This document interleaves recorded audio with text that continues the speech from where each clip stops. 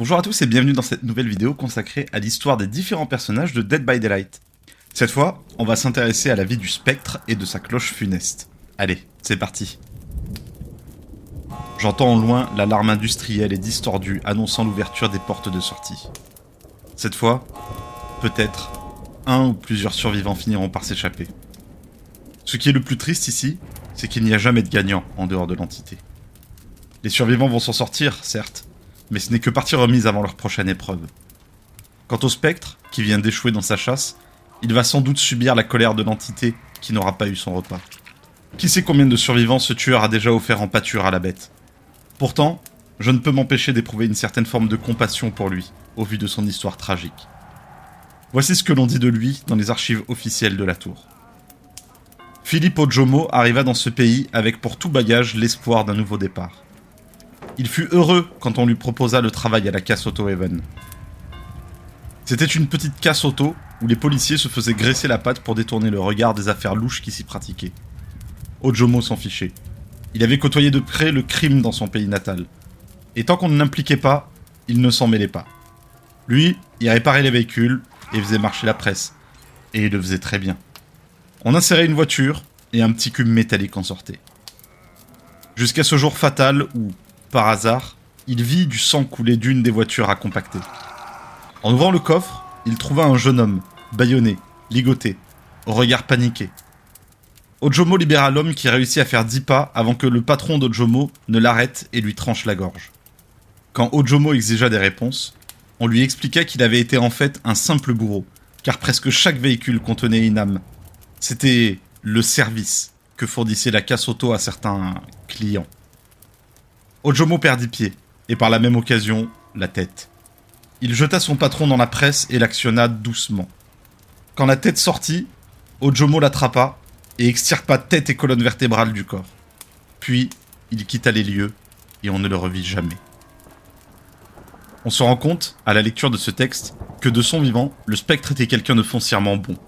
Immigré venant du Nigeria, il ne cherchait rien d'autre que fuir la violence et la criminalité de son pays natal. Il faisait profil bas, travaillait bien, avec zèle, et c'est après s'être rendu compte qu'il contribuait involontairement à des activités criminelles qu'il perdit toute forme de lucidité pour devenir le monstre sans âme que l'on connaît aujourd'hui. Essayons d'en apprendre un peu plus en fouillant dans les tourbillons de souvenirs qui hantent la brume. Souvenir 656. Le garçon tient sa cloche porte-bonheur et observe le crépuscule qui s'étend. La nuit approche, et avec elle, la promesse de monstres bien pires que tout ce que son père avait pu décrire dans des histoires autour d'un feu de camp. Les rumeurs des massacres sans fin le terrifient, et il espère que ses parents rentreront bientôt. Ils ont entendu un message à la radio qui garantissait la sécurité à ceux qui se cachaient. Du coup, ils sont partis enquêter avec d'autres personnes. Il a passé toute la journée à regarder le chemin de terre qui mène hors du village, attendant leur retour. Certains sont rentrés, blessés, racontant des histoires terrifiantes. Des histoires interminables de mort, de destruction et de chaos. Il n'en a pas compris une seule. Il nous déteste. Pourquoi ? Pourquoi nous déteste-t-il ? Parce que la radio et la télévision le leur ont dit. Qu'est-ce que j'ai bien pu leur faire ? Tu es né au Nigeria, récemment constitué. Voilà ce que tu as fait. Tu es né en tant qu'habitant du Nord. Sa grand-mère approche. Est-ce que tu as vu quelque chose ? Philippe secoue la tête. Si tu vois quoi que ce soit, si tu vois le moindre signe de danger, fais sonner la cloche de ton père et va te cacher avec les autres. Philippe hoche la tête et regarde la cloche. Ils vont revenir ? Sa grand-mère hésite un moment. Je ne sais pas. Je ne crois pas, Philippe. Il se cache. Ses yeux s'embuent, tandis que sa grand-mère disparaît dans une minuscule chaumière. Il sent une larme glisser le long de son visage. Il sait bien qu'il ne reverra jamais ses parents. Souvenir 657. Ça fait des jours que grand-mère Abigail n'a pas souri. Une odeur horrible de chair putride circule dans leur village, et elle dit à Philippe que c'est celle des vaches en décomposition. Philippe hoche la tête, mais il sait bien qu'elle cherche juste à le protéger de la vérité. Il a entendu les anciens parler près du puits. Tant de morts. Et il brûle les cadavres avant la moindre enquête. Qui brûle les cadavres ? Des équipes d'extermination. Des bouchers humains. Des hommes payés pour faire disparaître les siens comme s'ils étaient une infestation de cafards. Un pacte avec le diable pour de l'argent. Il les déteste et cherche à s'endormir, mais il n'y arrive pas. Tout ce qu'il peut faire, c'est regarder la porte, espérant revoir ses parents. Mais il le sait bien, ils ne rentreront jamais. Il ne lui reste plus que sa grand-mère, Abby. Abby approche et se couche près de lui. Il appuie sa tête contre elle, ferme les yeux et se laisse aller à pleurer.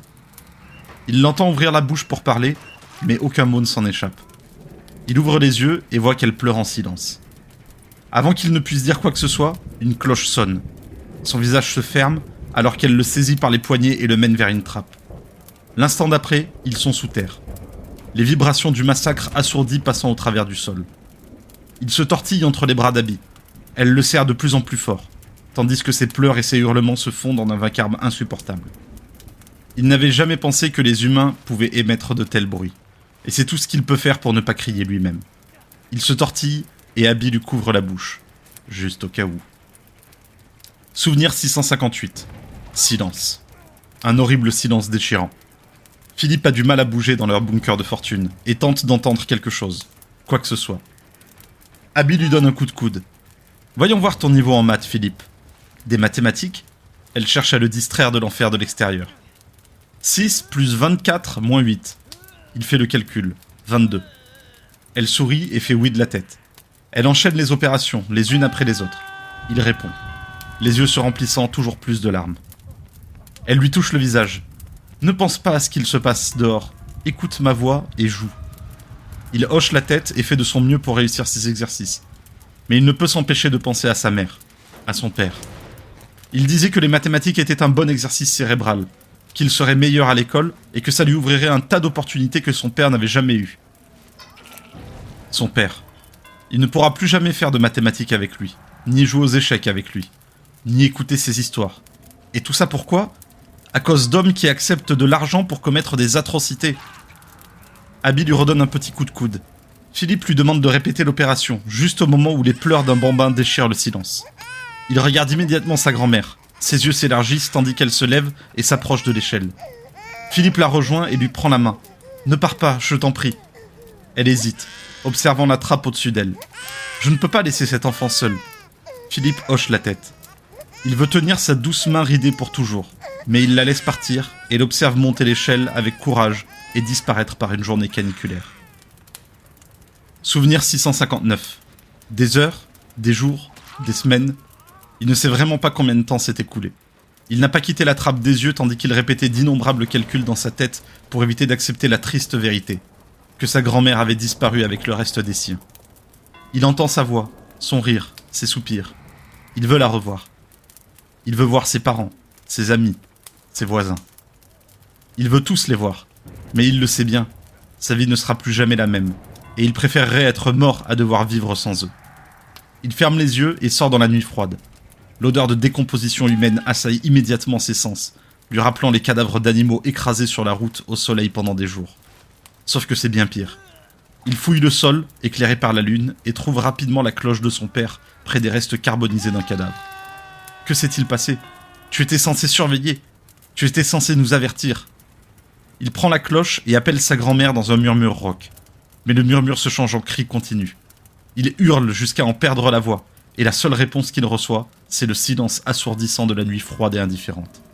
Il tombe à genoux, touche sa cloche du bout des doigts, et fait le vœu de pouvoir disparaître de ce cauchemar éveillé.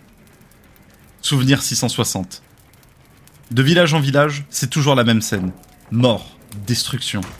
Des voitures, des maisons, des cadavres brûlés. Les siens disparaissent dans un mélange apparemment infini de brouillard et de fumée. Il ne peut plus bouger. Il n'en a pas la force, ni la volonté. La fumée lui pique les yeux. La puanteur lui donne envie de vomir à chaque inspiration. Mais ce qu'il supporte le moins, c'est le silence. Cet horrible silence, étouffant, épouvantable, indifférent. Il s'arrête et s'assoit près d'un arbre.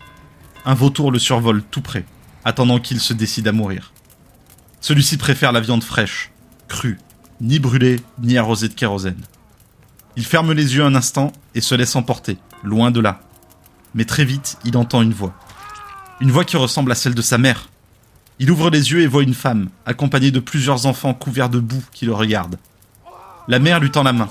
« Tu dois m'accompagner. » Philippe ne répond pas. Il ne peut pas répondre. Il n'y a plus ni chaleur ni humidité dans sa bouche. Sa gorge est sèche comme le sable. Ses yeux sont comme le goudron. La femme lui tend une gourde, et il boit comme s'il n'avait jamais bu auparavant. Elle s'appelle Funania, et lui dit qu'il devrait l'accompagner, Je ne veux plus fuir, je veux mourir. La mère garde la main tendue. Et c'est pour cela que tu dois vivre. Tu dois vivre pour dire aux autres ce qu'il s'est passé, pour pouvoir témoigner. Philippe regarde derrière la femme et fixe un garçon et 2 filles. Il prend la main de Funania et ensemble, ils marchent dans l'épaisse fumée et le brouillard, refusant qu'on les fasse disparaître. Souvenir 661. Philippe entre dans une maison pillée par les équipes d'extermination. Il y a des éclaboussures de sang sur les murs et une puanteur familière. Philippe refuse de penser à ce qui est arrivé au propriétaire. Pendant un instant, il voit sa mère venir vers lui, mais elle disparaît, laissant place à Funania. Elle approche de Philippe avec des fournitures scolaires pillées. Parfois, dessiner l'aide à se calmer. Philippe secoue la tête. Il ne veut pas dessiner. Il ne veut pas faire de mathématiques. Il ne veut rien faire, hormis se réveiller de cet horrible cauchemar. Il observe l'autre garçon, Emeka, en train de dessiner son village. Il a une 12aine de couleurs à sa disposition, mais il n'utilise que du noir. Funania ne comprend pas pourquoi aucune des couleurs ne l'intéresse. C'est comme s'il avait cessé de voir les couleurs. Philippe regarde le dessin du village sans couleur avant de sortir. Nikki et Chika montent la garde. Il leur montre la cloche porte-bonheur de son père, mais il n'est pas sûr qu'elle porte vraiment chance. Il l'attend à Nikki et lui explique qu'elle devra la faire sonner si elle voit quoi que ce soit. Souvenir 662. Je déteste l'odeur du kérosène. Funania hoche la tête et donne raison à Philippe. Ce n'est pas le kérosène, mais tout ce qu'il implique. Nikki regarde Funania et lui demande pourquoi les équipes brûlent tout. Funania ne répond pas. Elle ne le sait peut-être pas. Philippe se tourne vers elle. Il brûle l'épreuve. Nikki et Chika regardent Funania qui hoche la tête. Philippe entend la voix de sa grand-mère. Mort et destruction profitent aux démons déguisés en humains. Philippe se met à grincer des dents et répond à la voix des incarnés. Ils devraient tous mourir. Ceux qui payent pour tuer, ceux qui bénéficient des massacres. Funania le fixe du regard. Philippe, ne dis pas de telles choses. Ils cherchent à voler notre humanité, et c'est la seule chose qu'ils ne peuvent pas nous prendre de force. Philippe sent ses traits se durcir. Je ne veux pas d'un sermon. Je veux récupérer ma famille. Je veux qu'ils payent pour ce qu'ils ont fait. Funania pose une main sur son épaule. Prie les anges miséricordieux pour que nous survivions afin de pouvoir témoigner. Philippe regarde derrière elle dans la nuit grandissante. Je préfère supplier l'ange de la mort et les regarder souffrir. Pardonne, et tu seras pardonné. Je ne peux pas. Je les déteste. Comment peuvent-ils accepter de l'argent pour de tels massacres ? Justice sera faite, Philippe. Ils payeront pour leurs crimes. Philippe ne dit rien. Il ne dit rien car tout comme son père, il croit que ceux qui ont de l'argent, qui peuvent se payer des équipes d'extermination et assez de kérosène pour brûler des milliers d'humains, peuvent éviter d'être jugés, quel que soit le crime qu'ils décident de commettre. Même un massacre. Elle peut prier pour la clémence autant qu'elle veut. Il préfère prier pour obtenir vengeance. Souvenir 663. Ceux qui tirent profit de meurtres sont pires que les animaux. Cette idée lui trotte sans cesse dans la tête. Comment des personnes peuvent-elles commettre de telles atrocités contre de l'argent ? S'il survit à tout ça, s'il parvient à s'échapper de cet enfer, il obtiendra vengeance. Il ne peut s'empêcher de partager ses sombres pensées avec Funania, qui lui répond que la loi du talion n'est pas la solution. Un œil pour un œil finirait par aveugler le monde, nous plongeant tous dans une nuit éternelle. Le monde deviendrait aveugle ? Le monde est déjà aveugle à ce qui arrive aux siens et à lui-même. Que le monde aille au diable, le monde s'en fiche. Tant d'agitation et de destruction étaient prévus. C'est une formule mathématique pour diviser et mieux régner, tout en pillant les ressources de son pays. Il a entendu les anciens le dire des centaines de fois. Funania partage avec lui d'autres sages-paroles de meneurs décédés, et il cesse de parler de vengeance. Pendant un instant, il pense qu'elle a peut-être raison. Peut-être que la vengeance n'est pas la solution. Peut-être que le monde sortira un jour de son indifférence et viendra aider son peuple. Souvenir 664. Nikki rend sa cloche à Philippe dans la nuit noire. C'est son tour de surveiller s'il y a des équipes d'extermination. Mais il n'a pas dormi depuis des jours, et ses paupières sont lourdes. Il tient sa cloche près du cœur, et pendant un instant, un court instant, il ferme les yeux. Juste une minute. Il se réveille brusquement dans la chaleur matinale avec une horrible sensation. Il se lève et cherche ses nouveaux amis. Il en trouve un, puis les morceaux d'un autre, et un autre. Il n'en est pas bien sûr. Il entend un gémissement et se met à chercher, avant de trouver Funania. Non pas morte, mais mourante. Ils ont tranché chacun de ses tendons. Agonisante, elle se tortille de douleur, couverte d'une substance dorée. Du miel. Ils lui ont versé du miel dessus. Et 1 million de minuscules choses noires nagent, se noient, et se goinfrent des flots dorés et pourpres qui coulent de ses blessures ouvertes. Les fourmis grouillent sous sa peau, la dévorant vivante. Il s'agenouille à côté d'elle et tente de les chasser, mais ça ne sert à rien. Il y en a de partout. Funania gémit et crache du sang, essayant de parler, mais sans sa langue, le son qui s'échappe de ses lèvres n'est qu'un râle horrible. Agenouillé à ses côtés, Philippe ne sait pas quoi dire, ni faire. « Je me suis endormi. Je suis désolé, tellement désolé. » Mais cela ne l'aidera pas à se remettre. Cela ne la débarrassera pas des fourmis et ne ressuscitera pas les enfants qu'elle protégeait. Elle parvient à gribouiller quelque chose avec son doigt dans la terre. « Je te pardonne. » Philippe fixe les mots pendant un long moment. Des larmes silencieuses coulent tandis qu'il lève la main devant son visage. Elle ferme les yeux et attend que son supplice s'achève. Il ne veut pas le faire, mais il le doit. Il sait qu'il doit le faire. Il ferme les yeux et abaisse sa main sur sa bouche et son nez. Et pendant un instant, juste un instant, il devient son ange de la miséricorde. Souvenir 665. Profitant de l'obscurité, Philippe entre dans un autre village décimé avant de la voir. Une équipe d'extermination. Ce sont peut-être les mêmes qui ont tué sa protectrice. Ceux qui ont tué sa grand-mère, ses parents. Il n'existe pas d'enfer assez dur pour ces démons qui acceptent de l'argent pour faire disparaître des êtres humains. Ils cuisinent quelque chose près d'un feu, riant et plaisantant aux dépens de leurs victimes. Ils parlent des siens comme s'ils n'étaient que des animaux. Non, moins que des animaux. Nul être ne s'enorgueille et ne ridiculise les animaux qu'il massacre. Il n'a jamais rien vu de tel. Des chiens sans humanité. Voilà ce qu'ils sont. Des chiens enragés. Ni plus ni moins. Quelque chose d'ancien semble l'attirer. Il sent comment l'obscurité, telle une vrille d'un autre monde, s'empare de son jeune cœur innocent.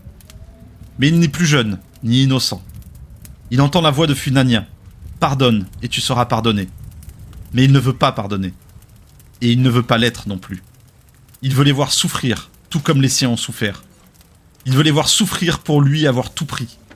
Il entend la voix de sa grand-mère qui cherche à le distraire de ses sombres pensées de vengeance avec des exercices de maths interminables. Mais par-dessus sa voix, il entend les pulsations folles de sa propre haine. Sa voix lui hurle des équations et des défis. Mais il lance un regard noir aux hommes. Il sent le kérosène lui parcourir les veines et il est prêt à exploser. Œil pour œil et le monde entier sera plongé dans la nuit éternelle. Bien. Philippe remarque les armes près de la Jeep. Il pourrait en prendre une et tous les abattre, mais il n'a jamais utilisé d'armes et il risquerait de s'échapper.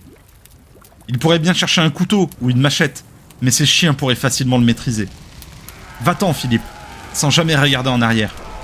C'est ton devoir de survivre pour témoigner. Il ignore les voix dans sa tête et ne veut qu'une seule chose. Il veut les voir souffrir et disparaître. Il veut... prendre le kérosène et les faire disparaître de la même manière qu'ils ont fait disparaître ses amis et sa famille, dans un nuage de fumée. Et pendant un instant, juste un instant, il est l'ange de la mort qui plonge dans la nuit éternelle. C'est tout ce que nous apprendra la brume, qui reste désormais muette et conserve jalousement ses secrets. Nous ignorons comment Philippe a quitté le Nigeria pour se retrouver aux États-Unis. Mais quand on sait les terribles conditions dans lesquelles voyagent parfois les réfugiés, on est en droit de s'imaginer le pire. De toute façon, rien ne pourrait surpasser en horreur ce qu'a vécu le jeune homme durant son enfance. Et, une fois qu'il se croyait libéré de ces horreurs, voilà que malgré lui il devient à son tour un bourreau, un exterminateur. Sa santé mentale déjà défaillante a fini par céder, et c'est un nouveau meurtre de sang-froid qui vint achever ses derniers instants avant d'être happé par l'entité. On est en droit de se demander si ce n'est pas l'entité elle-même qui a guidé ses équipes d'extermination à travers le Nigeria. On sait que c'est de cette manière qu'elle opère. Cela voudrait dire qu'elle a lentement empoisonné l'esprit de Philippe durant toute sa vie pour le modeler selon sa volonté. On sait qu'avant de disparaître, il a arraché la tête et la colonne vertébrale de son patron corrompu, Azarov. Et c'est d'ailleurs avec ses ossements qu'il s'est forgé son arme actuelle. Il me vient en tête une dernière anecdote à propos du spectre. Avant de parcourir moi-même les royaumes de l'entité, ma traque du voile obscur m'avait conduit en un endroit singulier, le Moonstone Café. Là-bas, j'ai croisé une étrange personne. Une sorcière, d'aucuns disaient. Personne ne semblait savoir grand-chose sur elle, mais elle passait beaucoup de temps à raconter des histoires. Des histoires qui, si à l'époque me paraissaient saugrenues, prennent aujourd'hui un tout autre sens quand on sait que chacun de ces récits concerne l'une des âmes piégées ici. À bien y réfléchir, il me semble avoir déjà vu cette personne participer aux épreuves. Elle non plus n'a pas pu résister à l'appel. Cette histoire parle de deux adolescents, un frère et une sœur, qui ont, par mégarde, posé un pied dans la brume. Laissez-moi tenter de vous raconter ça de mémoire. Toby et sa sœur Tina tramaient toujours quelque chose. Et cette fois, ils s'étaient glissés dans une vieille décharge envahie de plantes, que beaucoup affirmaient hantée. Malgré les rumeurs, les adolescents jouaient à se faire peur entre les carcasses rouillées de voitures et faisaient retentir les klaxons en brisant les pare-brises. « On s'amuse bien ici, dit Toby. »« C'est sûr, renchérit Tina. » Tandis que la nuit s'écoulait lentement, Toby se cacha dans le coffre d'une vieille berline, dans le but de faire peur à sa sœur. Mais Tina suivit une piste qu'il avait laissée derrière lui à son insu et... Bouh! C'est elle qui l'effraya. Toby jura et Tina prit la fuite, lui promettant qu'elle l'aurait encore une fois. Elle se précipita près du vieux compacteur et se cacha dans un break brinque-ballant rempli d'un étrange brouillard noir. Comme c'est étrange, se dit-elle, sans y songer davantage. Mais elle aurait probablement dû s'y attarder un peu plus, car, vous le savez bien grâce à mes histoires précédentes, un étrange brouillard noir ne présage jamais rien de bon. Quoi qu'il en soit, Tina attendit patiemment sur la banquette arrière. 1 heure s'écoula, et elle commença à s'inquiéter. Lentement, elle jeta un œil par la fenêtre quand soudain... Bouh! Toby mit un grand coup au break. Tina sursauta, se frappant la tête contre le plafond du véhicule à moitié compacté. Toby ne put s'empêcher de rire, et tout en rigolant, il observa la brume noire agitée.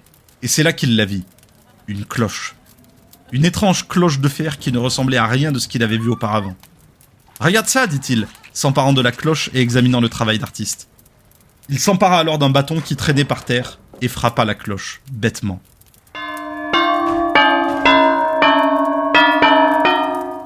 La sonnerie menaçante résonnait dans la décharge abandonnée, tandis que la brume noire s'épaississait et les enveloppait. Mais avant de pouvoir dire quoi que ce soit sur l'étrange brume, le compacteur s'activa. Tina sentit son cœur lui tomber dans l'estomac et elle hurla de terreur. Toby lâcha la cloche et l'attrapa par les mains, la tirant de là juste à temps. Haletant, ils virent comment le break grinça et finit réduit en miettes. Il s'ensuivit un profond silence, tandis qu'ils se demandaient ce qui avait pu activer le compacteur rouillé et cassé. C'est alors que la cloche sonna de nouveau. Mais cette fois, juste derrière eux. Tina échangea un regard avec Toby, et ravala la boule qui grandissait au fond de sa gorge. Ils se retournèrent et ne virent rien. Absolument rien. Rien d'autre que la brume virevoltante. Ce n'était probablement que le fruit de leur imagination. Ou pas. Alors qu'ils poussaient un soupir, la cloche sonna à nouveau, et quelque chose se matérialisa soudain dans la brume. En l'espace d'un instant, ils avaient face à eux le spectre. D'une main, le spectre attrapa immédiatement Toby par le cou et le souleva dans la lueur argentée du clair de lune. Les pieds ballants, les bras gesticulant dans tous les sens, les lèvres tremblant de peur. Tina haleta et trébucha. Le spectre frappa violemment Toby contre le sol dans un bruit sourd. Il souleva une clé rouillée et se mit à réduire son crâne en bouillie, projetant du sang de toutes parts. Muni de sa cloche d'épouvante, le spectre tourna alors son regard mort vers Tina. Recouverte du sang encore chaud de son frère, Tina hurla jusqu'à l'épuisement et attendit le son de la cloche. Ce qu'ils ignoraient, c'est qu'ils étaient rentrés dans une sorte de poche dimensionnelle qui les avait menés dans un autre monde. Voyez-vous, le monde est parsemé de poches ou de trous qui mènent vers toutes sortes de lieux sombres. Des endroits qui défient toute réalité. Des lieux sombres qui font passer toute la mosaïque de nos descriptions de l'enfer pour un jardin de fleurs. Mais c'est là une autre histoire, pour une autre sombre nuit d'épouvante. Disons que, pour Toby et Tina, la mort n'était pas une échappatoire. Voilà, c'est tout ce dont je me souviens. Ce dernier extrait nous apprend que de Filippo Jomo, il ne reste qu'une coquille vide, dépourvue d'émotion ou de toute forme d'empathie. Malgré les atrocités dont il fut témoin et victime durant son enfance, cela ne l'empêche pas d'ôter la vie sans la moindre hésitation. Et ce, même à des enfants qui se seraient un peu trop aventurés dans le brouillard par jeu. Philippe est devenu ce qu'il haïssait le plus, un exterminateur au service d'une divinité vicieuse et cruelle. Il me faut prendre du repos. Sonder la brume pour essayer d'en extraire les souvenirs que l'on cherche est une tâche particulièrement épuisante, surtout pour un observateur novice comme moi. Je vais profiter de ces quelques instants de paix pour tenter de dormir un peu avant de rassembler mes souvenirs sur notre prochain sujet. Pour le moment, je continue de consigner les vies des tueurs, mais, sans doute, m'intéresserai-je aux victimes par la suite, parce qu'ici, dans les royaumes, chaque vie est intéressante et mérite que l'on s'y penche. Et voilà, c'est terminé pour cette vidéo. J'essaye à chaque fois d'illustrer mes vidéos avec un maximum d'images que je crée à l'aide d'IA, mais je dois admettre que certaines histoires m'inspirent un petit peu moins que les autres et que les résultats des IA ne sont pas toujours satisfaisants. Bref, vous pouvez comme toujours soutenir la chaîne en cliquant sur le petit pouce en l'air et en vous abonnant, pour en apprendre toujours plus sur les personnages du jeu. J'envisage aussi la création d'une série intitulée « C'est l'histoire d'un jeu » où je pourrais partager avec vous l'histoire de certains jeux que j'aime particulièrement en dehors de Dead by Daylight, ainsi qu'une série spéciale qui mêlera ma passion pour les jeux et celle pour la cuisine. Mais vous découvrirez ça en temps voulu. N'hésitez pas à venir nous dire bonjour en live sur Twitch, les liens sont dans la description, et d'ici là, ne salez pas trop en jeu. Allez, salut!